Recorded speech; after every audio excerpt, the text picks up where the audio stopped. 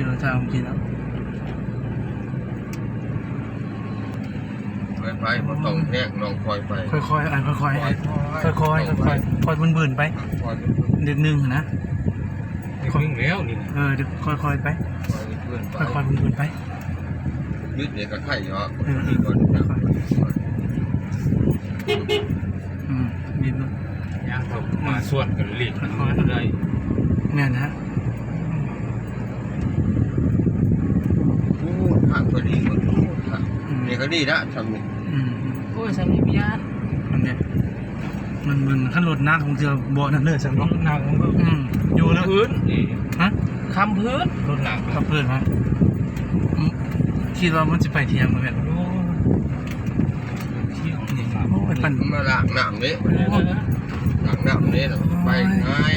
โอ้คือจะมีบ่อนี่นะนอนหยาดคนหมู่เขาเบิ่งอ่ะอันที่ก็จะร่วมกันนะเตียวนี่นะโอ้ปลาโดแล้วก็สิเป็นพื้นบ่นี่เด้อเนาะปลาโดของอ้ายนั่นนะ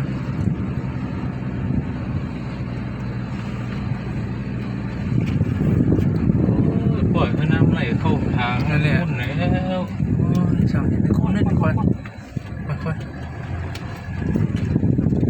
คอยวันไหนวันน่ะหนองของคอยอื่น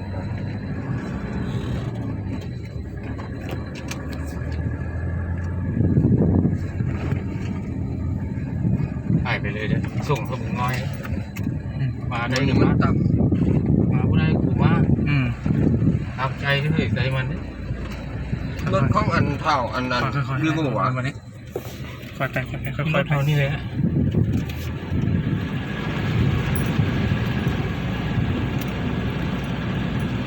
มันเนี่ยค่อยได้มันนี่ค่อยเตี้ย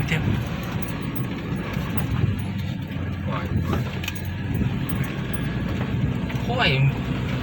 หยุดจึกคาเด้ไอ้บันได้ซุกเด้สุกจะเป็นอย่ามันเตียวค่อยๆเนี่ยอย่ามันเตียวไปสิมันพวกไรมีคอกอยู่บนนั้นน่ะ